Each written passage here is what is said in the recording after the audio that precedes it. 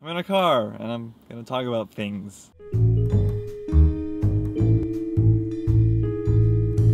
Hey everyone. So yeah, I'm here just chilling. It's a rainy day, so my original plan was to film out there. Like I'm actually pointing right in front of my car, but it's raining, so I'm gonna stay in here and talk about what I was gonna talk about in the car. First off, really quick to Nick, just wow. Like I generally don't know like how that could even remotely feel like. I don't really have a lot of experience with death myself. I've had family members die, but they have never been like really close. One was someone I didn't even know existed, so that obviously there was no emotional attachment to that person whatsoever. And the second one was my grandfather's brother, so my great uncle. And I did know him. We did visit him, and so after he passed away, again, nothing really felt here, because while I did know him, I didn't really know him well. We just visited him every now and then. So, you know, I don't really know how losing someone close to you feels like. So, you know, huge condolences and thank you for sharing, because I'm sure that was not an easy thing to share with us, because, you know, memories and things like that. And since some people have been sharing their more personal things, oh, look, a pigeon on the road. Sorry, I got distracted. Anyway, so since people have been sharing some of their more personal thoughts and stuff like that, like kind of like Nick with his brother and Helen with her stepfather and her husband, I thought I'd share something personal that I haven't really talked about a lot to anyone really. Well, let me rephrase that. I've talked about it a lot to myself and with a few other close friends, but I haven't really talked about it recently. And it all ties in with the whole place that causes memories and things like that, which I'm actually at right now, which I'll show you as we move on. So how can I put this? I tend to have my moods, I guess you could say. You know, it could be really good one day and then the next day be just really feeling like shit. A lot of times the shit days happen more often. Some people I know may go as far to say that I deal with a specific thing that I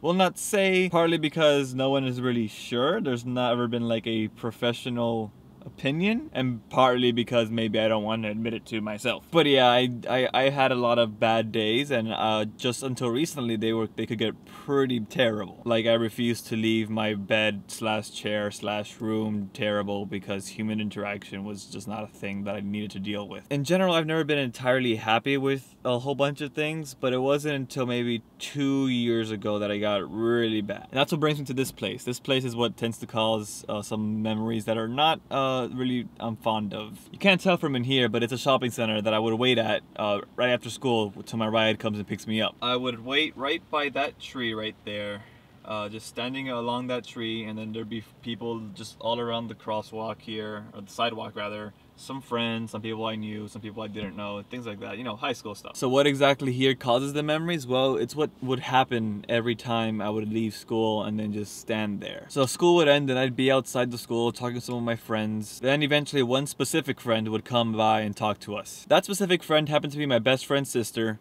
and also my ex-girlfriend. Now I'm a little different than people my age when it comes to relationships. A lot of people my age, especially the men, like to just, you know, jump around, just stick with a girl for a while and then move on, and, you know, things like that. You know, teenage stupidness. I'm a little different. I like long-lasting, meaningful relationships. Not just with significant others, but with people in general. I like my friends to be the friends I have for a long time. I like knowing people and having like really deep conversation with them. Or really stupid conversation, either or. The middle of the road conversation kind of bores me. I like just the extremes. Really deep and interesting, or really dumb and stupid. Well, this person was someone I can do exactly that with. We would have our dumb, silly moments because we had the same mindset. We were very similar. It was incredibly creepy at first when we first met, how much we just got along like this. And we could also have the really deep and interesting conversations at the same time and switch back and forth like it was nothing. And it was a great relationship while it lasted, but unfortunately, it was cut off abruptly. No warnings, no nothing. It was just over suddenly one day because of a Facebook message she sent. Not even a real explanation. Obviously, I cared for this person a lot more than I've probably cared for anyone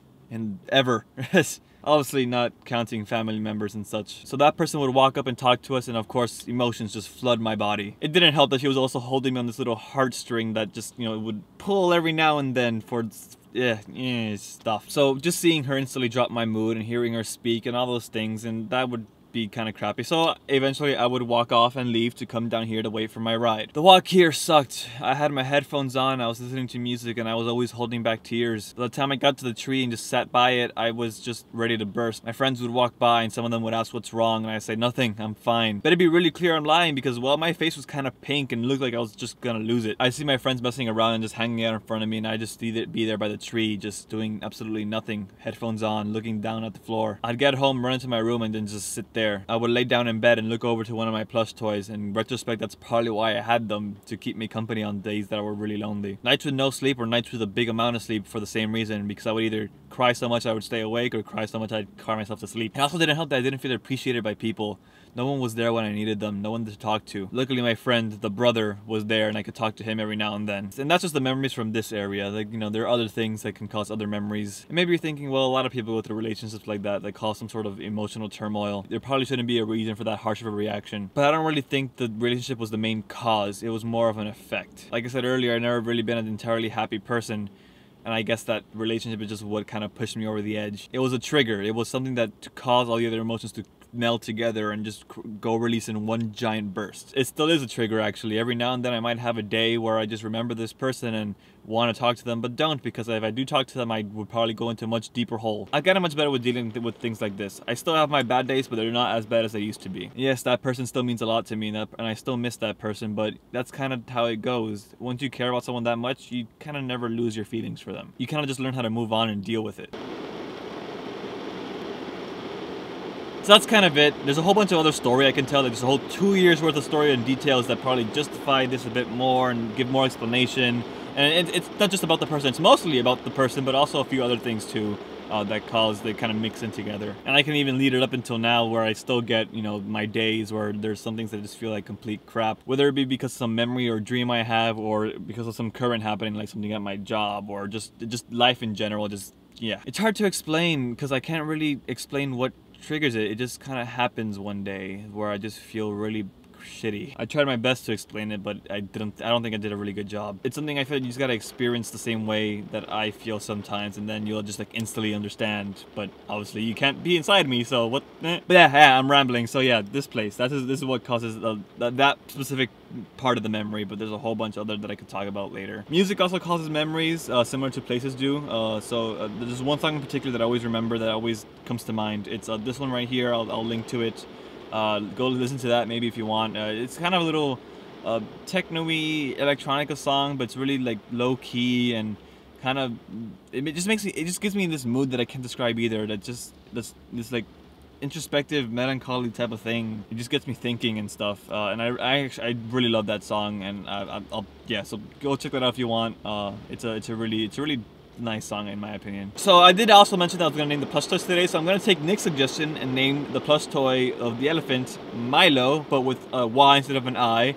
So I really like that, so Milo, very simple. And I like Becky's idea of naming the blood drop something similar to blood. I found Anemia to be really funny, but I've also found it to be a little bit too long because I kind of like shorter names, like 1-2 syllable names that just kind of like just roll off the tongue. So Anemia could kind of be shortened to Annie, but I don't like the name Annie that much. So I looked up some stuff and I thought, I'll call him Hemo, like hemoglobin. I get it, funny, not written. It's dumb. So yeah, so Milo and Hemo, I guess. I really like the name Milo. Hemo will probably grow on me. Or if anyone has a better name that's similar to blood, that's kind of that short name thing, go ahead and post it and I can change his name. But for now, Milo and Hemo.